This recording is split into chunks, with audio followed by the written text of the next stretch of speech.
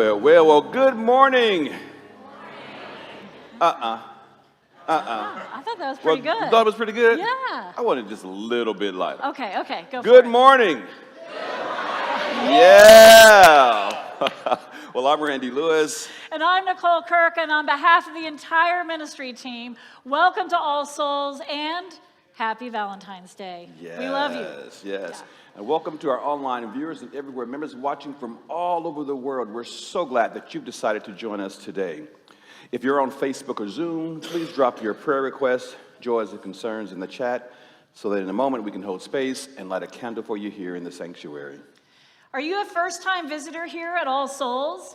If so, we have a gift for you. If you would raise your hand and keep the hand visible, our ushers are coming down the aisles to bring that gift to you.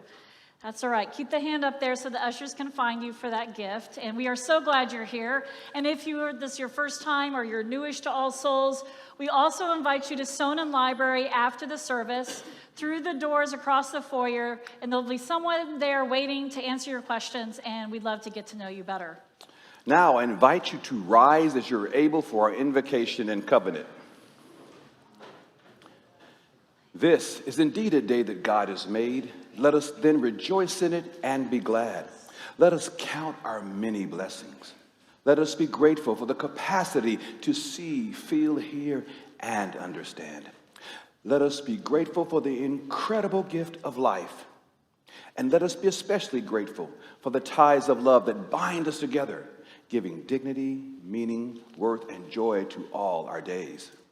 Let's join in our covenant on 2 screens, on Zoom, and in your order of worship.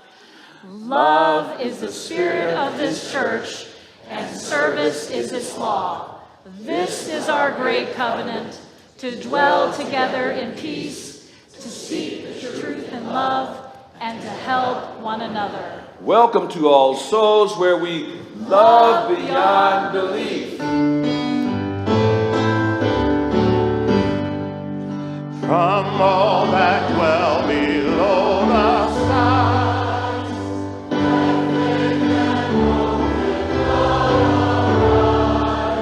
let beauty, truth, and good be sung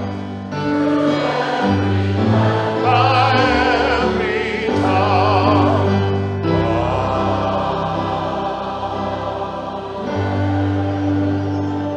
Before you take your seat, and as our child's lighters come forward, please greet your neighbors.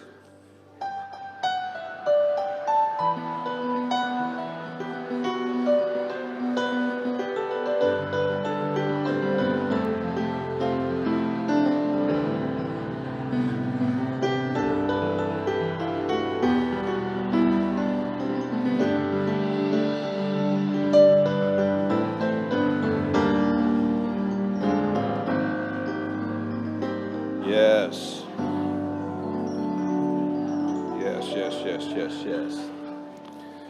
Well, the flaming chalice is the symbol of the Unitarian Universalist tradition, a tradition for which this congregation is a part. Now, today, our chalice has been lit by Marcus Burns, his partner Tyson Hickle, and their son, Ellis Burns. Both Marcus and Tyson are part of our Conscious Inclusion Intercultural program, so we welcome them. We gather this morning with open hearts, ready to release what weighs us down and shape what calls us forward. We light this chalice, a symbol of freedom, in a space made possible by generations of care, by the stubborn courage of people who kept making beauty when the world gave them every reason to stop. May we tend what they planted, may we nurture what they started, and may we remember, wherever beauty is made, freedom breathes.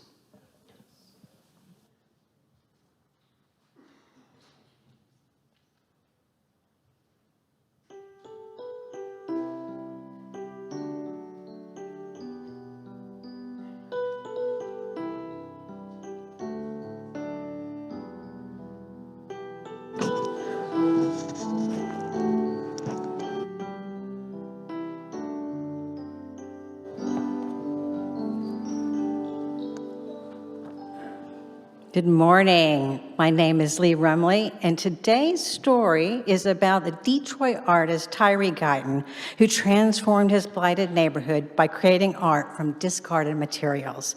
Magic Trash, a story by Tyree Guyton and his art by J.H. Shapiro, illustration by Vanessa Brantley Newton. A winter chill whooshed down Heidelberg Street. Young Tyree Guyton buttoned his coat. His last button flipped into the gutter. He dove after it, then dug through frosty leaves. He pried a popsicle stick from the ice. He hoisted a bicycle wheel off the curb. He scooped up a baseball cap buried in the snow. Pockets clanking, Tyree darted home. His mama didn't earn enough money sewing and cleaning to buy new shoes, much less bikes and balls. So he zapped fun into amazing junk that others tossed away. Let rockets fly, boards tower high, bounce, jump, and dance. Magic Trash. Tyree barely heard the thump-thwack of his brother's games while he dreamed up designs. In school, he sat alone drawing pictures. When his report card arrived, his aunt asked, "Is Tyree dumb?" "Maybe crazy," his mom whispered. Then one sunny day when Tyree was 9, his grandpa plopped a brush into his hand. "Paint the world," Grandpa said. Tyree dipped into Grandpa's cans of color, aiming his brush like a magic wand. Abracadabra, Tyree's shyness vanished. Tyree zoomed from bent bottle caps to rusty wheels. Grandpa Sam's words twirled in his head. "I'm going to be an artist," Tyree said. His mama hung her head. "That's not a job." Tyree clenched his brush. He would be an artist. Brush greens and blues on wheels and shoes. Slosh, slap, and splash, Magic Trash. At age 12, Tyree squinted into spidering smoke as National Guard tanks rolled down the street. All his life, neighbors had raced out of town to live in the suburbs. Now, some who stayed exploded in rage like shaken bottles of ginger ale. Rioters were burning buildings in his neighborhood. When he grew to be 16, Tyree too left the shapes and hues of Heidelberg Street to see a new life. But he soon forgot about painting his world, but he never forgot about painting his world. So he enrolled in art school to learn about colors, lines, and designs. At last, Tyree bolted home back to Heidelberg. When he returned, though, his street had changed. Houses sat deserted, creeping with spirits of owners who had run away from the neighborhood. Tyree tripped over trash. Troublemakers lurked. They snuck into hollow houses. They even set fire to one. Woo, spirits swirl. New trouble swirl. Kick, burn, and hurl, Magic Trash. "No," Tyree cried, "not on this street." His mama still lived in the same home. Tyree grabbed his brush and burrowed through rubbish. He cast spells on suitcases, toilets, and slide trombone. Before the colors dried, Grandpa Sam hurried out to help. They painted a busted bus. They tied shoes to trees. They flung broken bikes and cast-off tires onto burned-out buildings and forgotten yards. And they painted faces of God in blue, black, and orange. Their street sparkled. When trouble still sizzled in one discarded home, Tyree coated it in dots of squares of pink, blue, yellow, and purple. Thieves hustled from its view, chased away by paintbrush and trash. Spying hungry children, he dangled broken baby dolls and telephone poles and rooftops. Maybe now others would see. Bright colors flash, scared dealers dash, bark, cry, and swing, Magic Trash. Some people squawked about the garbage. Soon bulldozers roared up to the project. "You can't do that," yelled neighbors. "Get out of here," others screamed. "Tyree's trash is beautiful." Tyree scrambled to snatch a few pieces. "This is my art," he cried. But the dots and stripes and baby dolls lay bashed and smashed and still. Old houses talk, some neighbors squawk, crash, bash, and smash, Magic Trash. Art had filled Tyree and Grandpa's lives. Grandpa Sam had grown too old to help. Never stop painting, Grandpa said. And then Tyree stood alone with brushes, paint, and trash. But he wasn't alone for long. We can help, neighbors called. Your colors and dots chased away those thieves. Together, they shoveled, swept, and hauled in new trash. Then, after 8 years, neighbor heard records screeched a second time. Faces of God watched while the city crushed 2 more houses. Tyree and his neighbors were hopping mad. This street is ours, they said. We'll never quit. They marched downtown to tell their story to a judge and jury. The city argued that Heidelberg Street was a garbage dump. No, decided the court, it is art. Tyree's work survived. The next day, Tyree and his neighbors began anew, aiming their brushes like magic wands. United by trash, they cast a spell on the street, brightening their home for good. Word of Heidelberg spread far. Folks from Canada, Kenya, and Japan scurried to the neighborhood. Tyree waved his brush, welcome. Let rockets fly, boards tower high, bounce, jump, and dance, magic trash.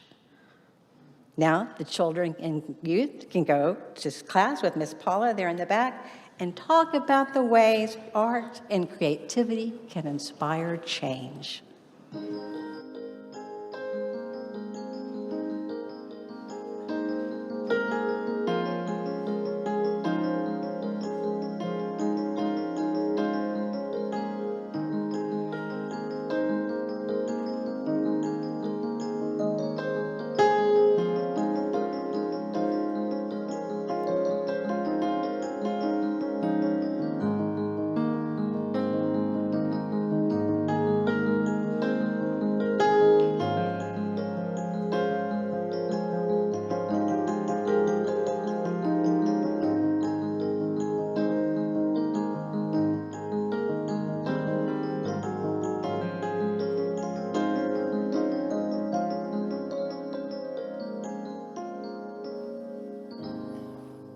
So beautiful from this angle, seeing all the kids go to Sunday school. There's a great deal of transition in our community over this past week, and just holding the families and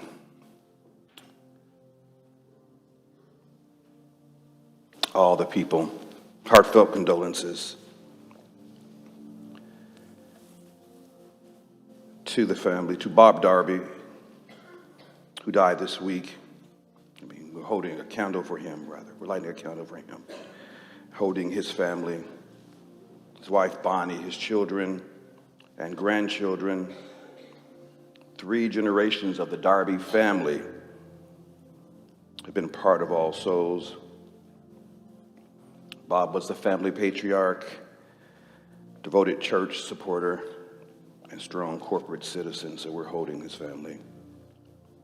We light a candle and hold space for Jean Ann Fauser and her family on the loss of Tom Fauser. Now, Tom and Jean Ann have been serving as current chairs of our capital campaign. We hold them in gratitude and in love. We light a candle and offer condolences for longtime member Steve Woodall, who's now an Everywhere member, who died this week.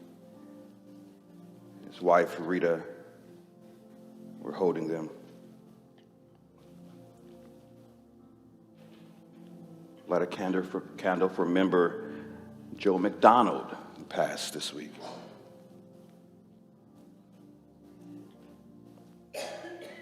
Candle for Robert Libby and Becky Billings on the loss of Robert's mother, Carolyn Northcutt, who died on Wednesday.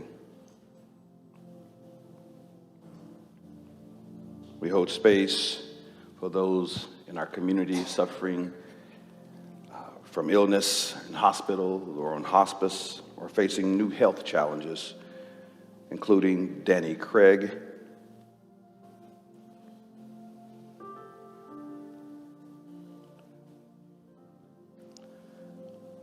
We'll light a candle in congratulations to Gary Allison and Barbara Bannon as they celebrate their 40th anniversary.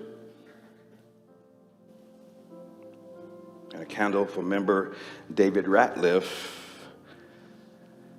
who has a new grandbaby born this morning, Effie June.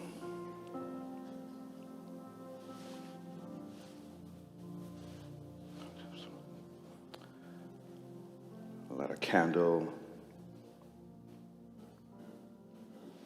Clara Cross, Bill and Janet Westcott. I invite you now to name aloud someone you wish to be included in this moment.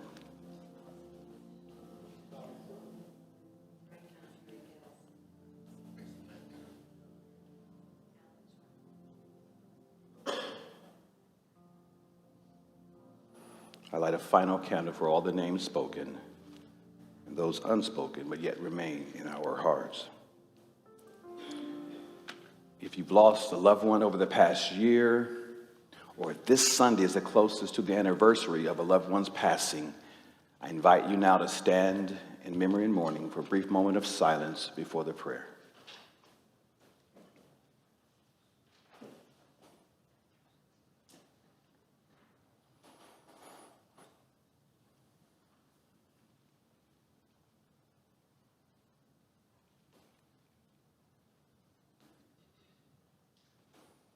You may be seated. Spirit of life,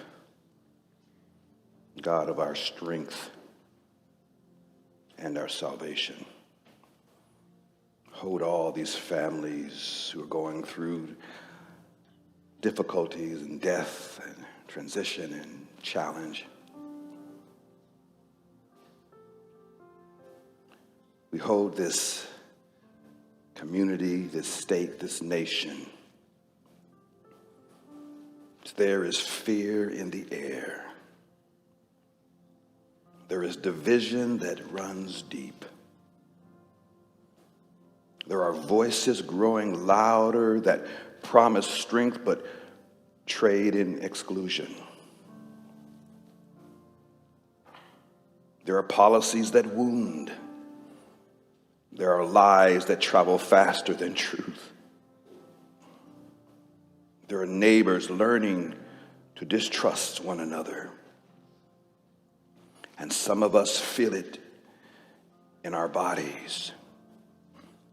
Tight shoulders, guarded conversation, and careful words.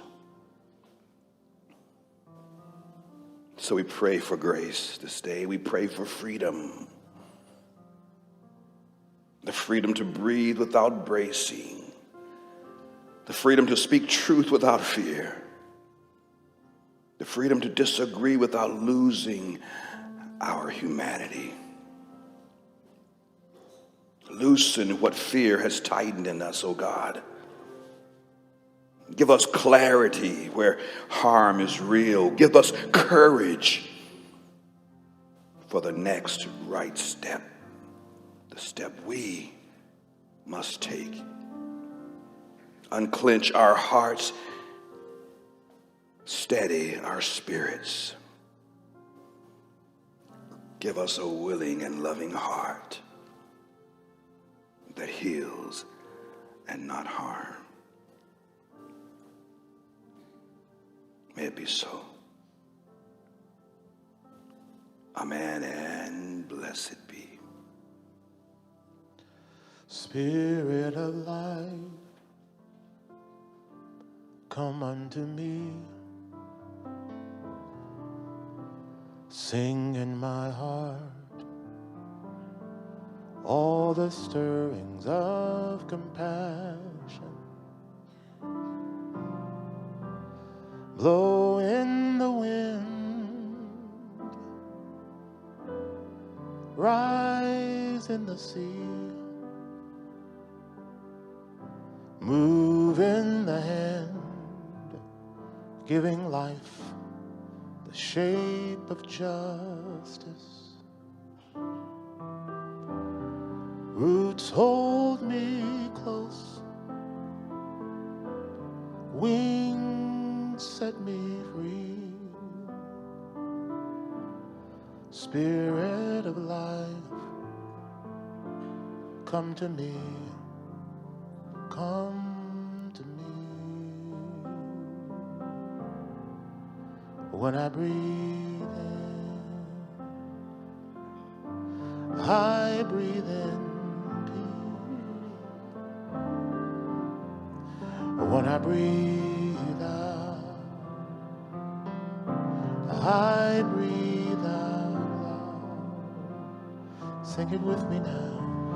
When I breathe, I breathe in peace. When I breathe out, I breathe out. When I breathe in, when I breathe, take it in. I breathe in. When I breathe, I breathe out. When I breathe in, when I breathe, oh,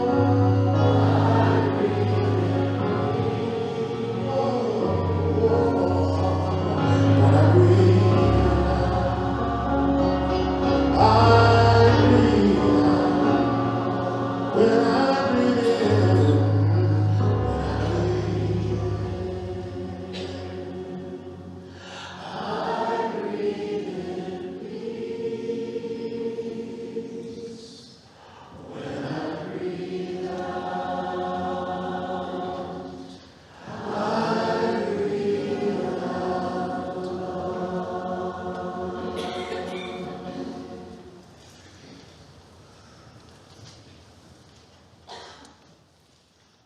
Little magic back here. There we go. Otherwise, I'd be too tall. Before I share our reading this morning, I just want to lift up a piece about our music this morning. We are going to be honored with the voices of our choir sharing some African spirituals. African spirituals are a genre of music created by enslaved Africans in America, encompassing sing-songs, work songs that evolved into the blues and gospel traditions. While rooted in biblical stories, they also gave voice to the extreme hardships of a people held in bondage from the 17th century through the 1860s in this country. As Black theologian James Cone wrote, through song, enslaved people created new structures for worship and existence, affirming newfound experience that could not be destroyed by those who enslaved them. Though born from an experience of an oppressed community, spirituals became recognized as one of the first signature music styles of the United States. And now for our reading this morning from the poet Mary Oliver. It's called The Word. How wonderful! I speak of the soul, and 7 people rise from their chairs and leave the room. 7 others lean forward to listen. I speak of the body, the spirit, the mockingbird, and the hollyhock, leaves opening in the rain, music, faith, angels seen at dusk. And 7 more people leave the room and are seen running down the road. 7 more stay where they are but make murmurous, disruptive noises.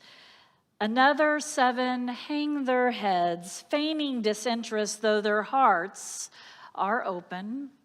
Their hope is high that they will hear the word even again. The word is already for them the song of the forest. They know already how everything is better. The dark trees less terrible, the ocean less hungry when it comes forth and looks around with its crisp and lovely eye and begins to sing. And so ends our reading.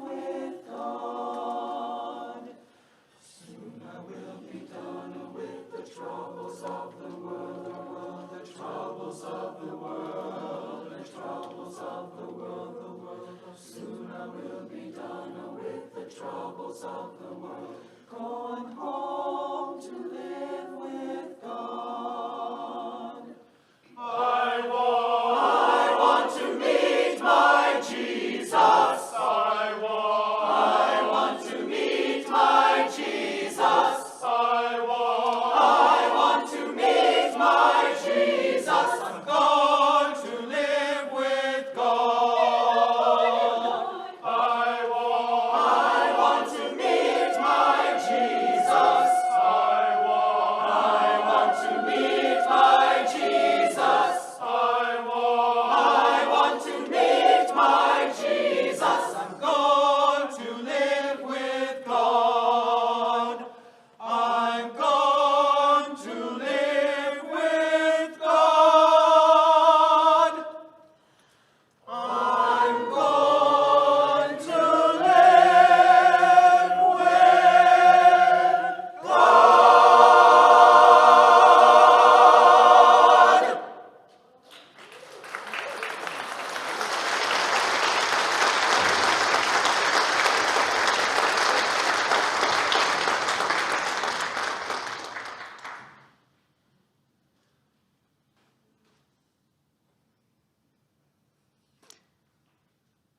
When my son was born, he came early, too early, on a Sunday night 5 weeks before he was expected.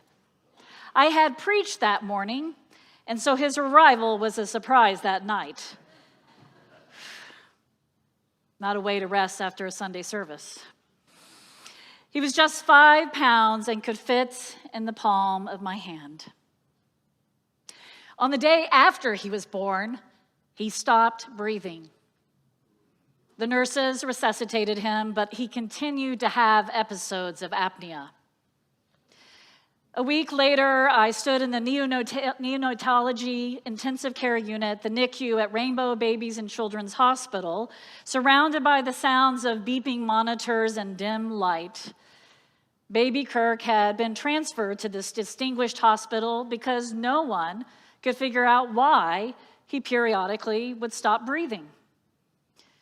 On the second day of his stay, we waited for the doctor, and I know many in this room and online know that experience, waiting for the doctor to come by and tell you some news. And we waited, and we waited, and we waited, and then the doctors finally came. The nurses were whispering that we were fortunate because Dr. Fanneroff, a world-renowned neonatologist, stood at my son's bassinet with a pod of medical students in tow. Dr. Fanneroff picked up my son gently, little Kirk, and like a scene from The Lion King, he held him aloft, looking at him from side to side with all these medical students and piercing eyes watching him closely. He inspected his tiny body and his sagging diaper, and then he gave us his assessment. This little one has a wise soul. He's going to be just fine. And then he put our baby back in the crib and left the room. Now, we were not looking for a soul diagnosis. We wanted a medical diagnosis. We wanted answers, interventions, a prognosis. We wanted to know if our son would live, and if so, what kind of life he would have. And this renowned physician, holding our child up under the dim lights, saw something else entirely different.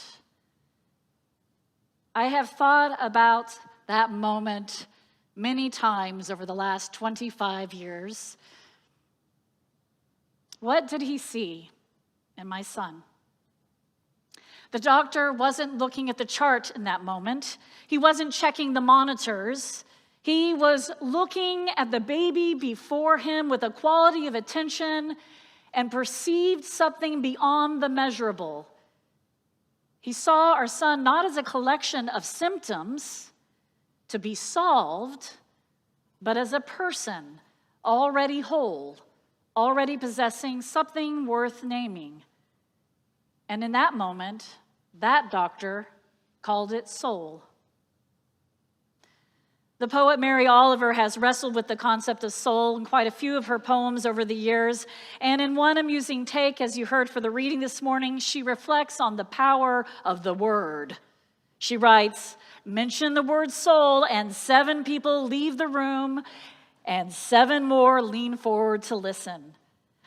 I've always thought she must have written that for a Unitarian Universalist church. Maybe we inspired her. In another poem, Some Questions You Might Ask, Mary Oliver wonders, is the soul solid like iron, or is it tender and breakable like the wings of a moth and the beak of an owl? Who has it and who doesn't? One question leads to another and another and another. What is key to Oliver's questions, whether it's asking if a maple tree or the grass has a soul, the key to these questions is that she doesn't give us the answers. Jungian psychologist James Hillman spent much of his career thinking about the concept of the soul. In his classic work, The Soul's Code, he opens the book with a statement I have taken to heart over the years as a minister.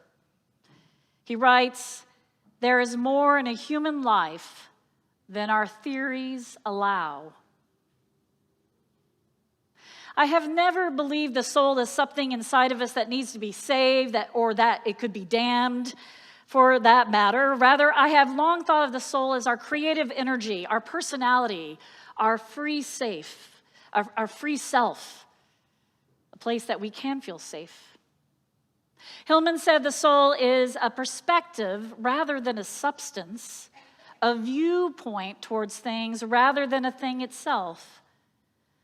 The soul is how we see deeply. It's how we listen with intention. It's our experience of the world with our senses. The soul is how we make meaning, turning events into experiences. When we are creative, when we are expressing this meaning, making energy and sharing it with the world, whether through a garden that is lovely, the written word, woodworking, singing, maybe even a doodle on the side of the page, bringing those elements together to make something new, something that's a part of you. So instead of asking, what is the soul, I want to ponder what the soul can do and how freedom is soul work. In the second creation story in Genesis, a story not as grand as the first, where God speaks light into existence from nothing, God plays in the dirt. It's an earthy story where the divine shapes mud like a potter into a human being, and then God breathes the breath of life into the mud, and the mud becomes this living being, a human being, and then the human beings start noticing the world around them. As they experience the world, they make meaning by naming the animals, the trees, the rivers. One interpretation of this ancient story, to some ancient myth, is that the soul is a maker of meaning, maker of beauty, of connection, of love. And this is also where freedom comes into it. The soul is free as long as we think of it that way. Our souls weave together the fragments and pieces of life into something new or something old, but ours, put together in a new way. We are in a moment of history when the world is contracting around us, when freedoms we thought that were enshrined in the Constitution and the law, freedoms that we perhaps took for granted, even as they have never been fully applied to everyone, freedoms, although precarious, still had footing in our society, and they are disappearing, under attack, under siege. In this moment, there is a temptation to shut down, to go numb, to hold our breath and hide, to say, what is the point of knowing the amendments to the Constitution, to knowing your rights? I want to share a story that shows one of the many ways to not only stay human, as our dear senior minister, Marlon Lavenhar, has started this series about staying human in this moment. Not only how to stay human in this moment, but how creativity can fuel our justice work. Fuel and inspire and shape the way we live our values of love and justice out in the world. There is a place in Alabama where the Alabama River bends so sharply, the land nearly becomes an island. A piece of land surrounded by three sides of water. The place is called Gee's Bend. The name Gee's Bend comes from Joseph Gee, a white man from North Carolina who arrived in 1816 with 17 enslaved people to carve out a cotton plantation on the rich river-bottom land. When Gee became overwhelmed by debt, the land passed to a relative, Mark Petway, who brought 100 more enslaved women, men, and children to work the land. The enslaved people were given the Petway name, and to this day, most everyone in Gee's Bend is named Petway, whether they're related or not. After the Civil War, the newly freed people stayed, and working under the sharecropper system, a new form of enslavement that pushed people into deep debt. And in 1932, when the merchant who held the sharecropper's credit died, his estate organized a raid on Gee's Bend to recoup his losses. They seized livestock, farm equipment, food, anything of value, and left the black community with almost nothing. The Roosevelt administration in the 1930s identified Gee's Bend as one of the most impoverished places in the United States. But that is only a part of the Gee's Bend story. It's also a place of immense creativity, where generation of women quilted. They took scraps of fabric and worn-out clothes, feed and flour and cornmeal sacks, and they turned them into beautiful quilts that kept them warm, that made their beds soft, that kept out the drafts and decorated the walls of their homes, that in some homes it felt almost like a protection, a magical thing. These quilts held their memories and comforted them. One woman, Missouri Petway, when her husband Nathaniel died, made a quilt out of his clothes. In her words, to cover up under it for love. Mincy Lee Petway, one of the quilters, said, "Ought not two quilts ever be the same?" They created their own bold, geometrical, improvisational patterns that were bright and unique and reflected what they saw in the world around them. The women created their own patterns and called these quilts My Way quilts. The quilts were a source of freedom. They found freedom in a world that sought to take freedom away economically, educationally, socially, and their voting rights too. In 1965, with the urging of local leaders, civil rights leader Martin Luther King Jr. brought his voting rights campaign to Wilcox County, where Gee's Bend sits. After learning the African American population composed 80% of the county population, while there were 0 African Americans voted to register in the county. Members of Gee's Bend had tried to register to vote, had tried so many times. They had held meetings. They had made marches, and the sheriff's office would actively work to intimidate the black members of the community, shut down their meetings whenever they gathered to discuss voters' rights. Finally, the county in 1962 closed the ferry that linked Gee's Bend to the county seat, turning what once was a 7-minute commute across the river to a 40-mile trip along bad roads for a community with few cars. King traveled to Gee's Bend, and 300 people crammed into the Pleasant Grove Baptist Church to hear him speak. King told the crowds, "You are somebody," and that they mattered. Answering his call, the people of Gee's Bend traveled to the county seat with King to protest once again, to try to register a vote, to try to desegregate the courthouse.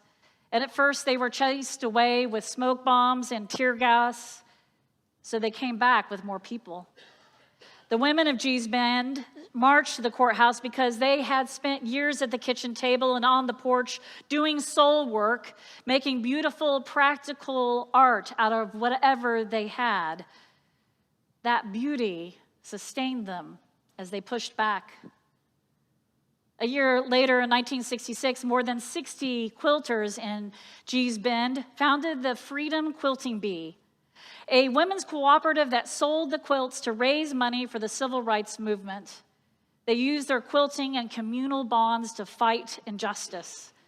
The soul's work of the quilt making, their creative freedom fueled their ability to push back again and again, and those quilts found a larger audience, found their way into businesses, found their way into the Sears Roebuck catalog, bringing money into the community. And then the quilts were recognized for their beauty and their art as prime examples of Southern art, with many of those quilts displayed in museums across the country and a museum at Gee's Bend where the women still quilt. Later, when Dr. King was assassinated in '68, the 2 mules that pulled the simple carriage with his casket, those mules were from Gee's Bend. They felt connected to him. There's a classic greeting Quakers sometimes use with one another. Instead of asking, "How are you?" they ask, "How is it with your soul?" It's a question we could ask ourselves. It's a question about freedom. It's a question about your creative spirit. It's a question about love, at least for Unitarian Universalists. What are you making in this moment? It doesn't have to be art with a capital A. The women of Gee's Bend were not trying to display their work in a museum. They were trying to just make their life a little bit better with beauty, from what was around them. We are mud and breath. It's one of the oldest stories of the world. We come from the earth, we return to it, and in between for a brief, astonishing time, we breathe, we create, we love. The soul's freedom. No one can take that from you. They can shut down the ferry. They can close the courthouse. They can throw smoke bombs and tear gas. They can make the road longer and harder, but they cannot stop your hands and your heart from making something beautiful and meaningful. Never make a path somebody else made, the quilters of Gee's Bend said.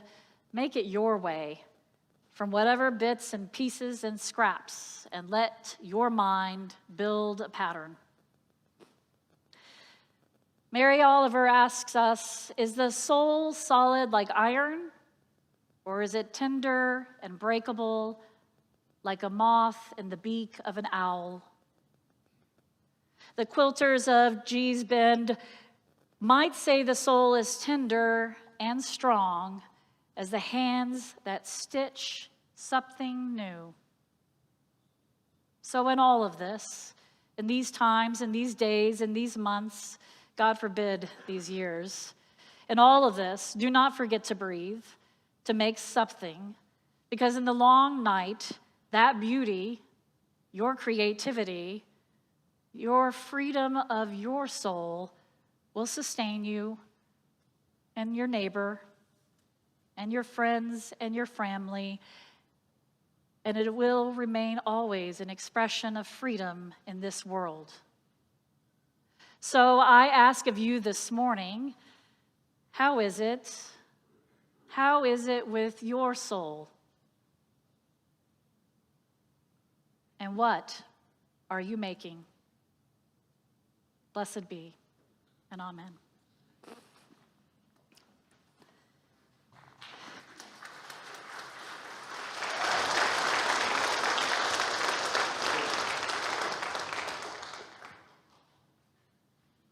We're going to sing Just As Long As I Have Breath now. It's found in your hymn book on page 6, and the text will be put on the screen. So let's stand as you're able to sing together.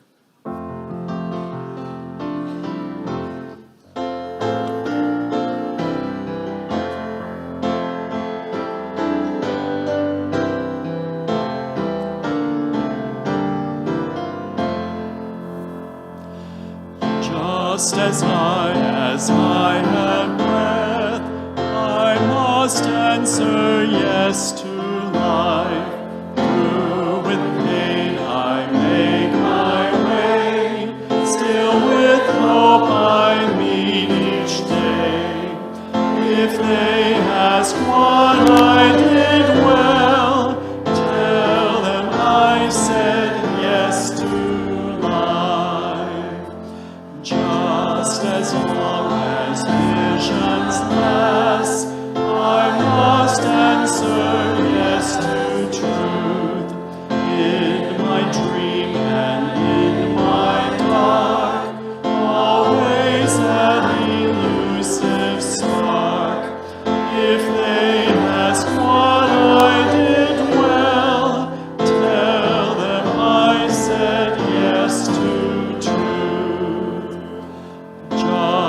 as long as my heart beats. I must answer yes to love. Disappointment pierced me through. Still I kept on loving you.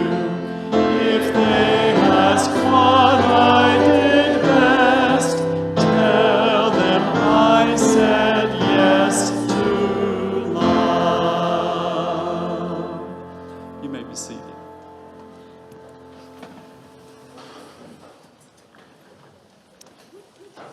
The United States is in the midst of immigration deportations without due process, unjust detention, family separation, people trying to follow a process that is not being followed. The current model calls for bold, innovative solutions to meet the most urgent needs of our immigrant neighbors and loved ones. And the Defending Our Neighbors Fund is doing just that. The Defending the Neighbors Fund is a partnership with the American Civil Liberties Union, ACLU. It provides rapid response legal aid to immigrants facing detention, deportation, and family separation. So today's offering goes to the Neighbors Fund. One of our traditions here at All Souls is giving our plate to a community organization doing good works in the world. This is a way that we live our values of love and justice out in the world. And so when the plate comes around, please give generously. Today, after the second service, we're having a Justice Jam. I hope that you will join me and Natalie Arthur and Kay Brock, who's part of the Tulsa Equity Organization. Natalie Arthur is, of course, part of the All Souls security team. The three of us will be leading an urgent conversation about the current immigration crackdown here in Tulsa and what it means for our neighbors. We'll also be sharing resources and other trainings for people to look into. Lunch begins at 12:30 after the second service on a sliding scale, and the program begins at 1. Well, we're going to shift gears for a second. The hills are alive.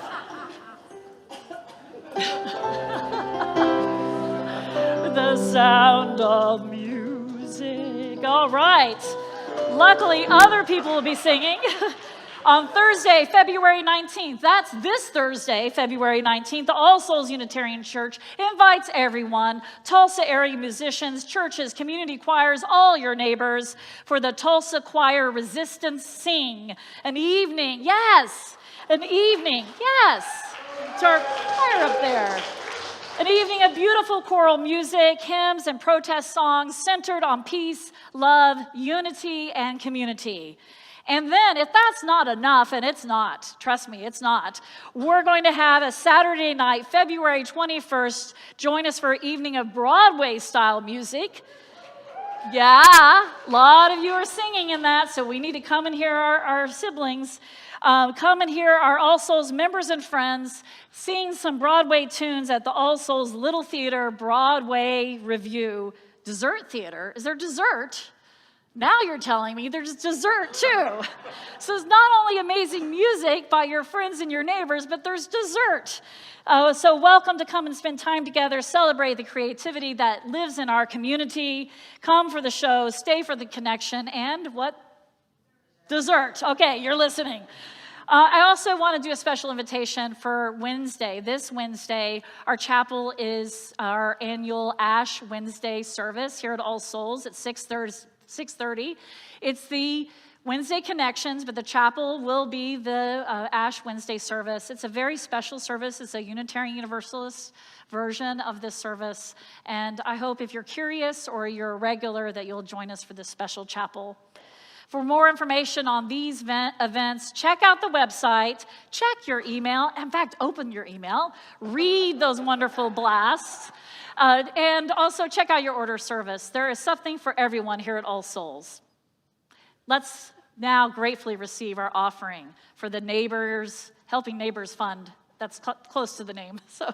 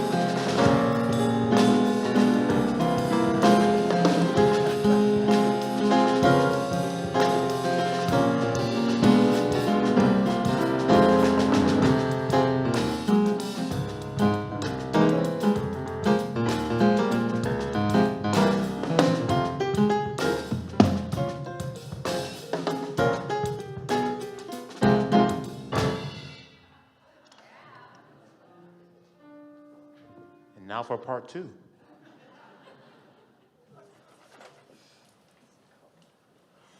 I got a crown up in the kingdom, ain't it that good news? Ain't it that good news? I got a crown up in the kingdom, ain't it that good news? Ain't it that good news? I'm gonna lay down this world, gonna shoulder up on my cross, Gonna take it home to my Jesus. Ain't it that good news? Good news.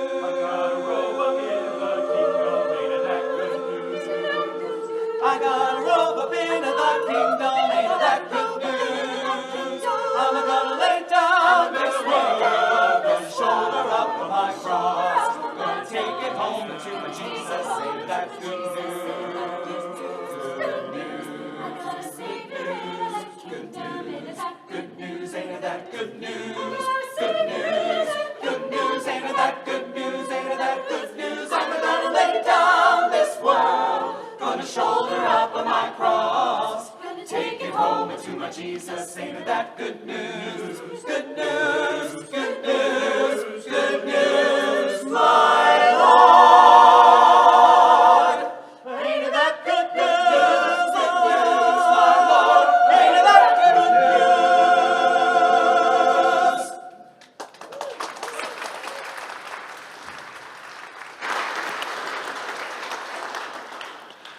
So glad we're here together today. A reminder that tomorrow at 3 o'clock is the memorial service for Patty Lavenhar, member of this church, and our senior minister, Marlon Lavenhar's mother.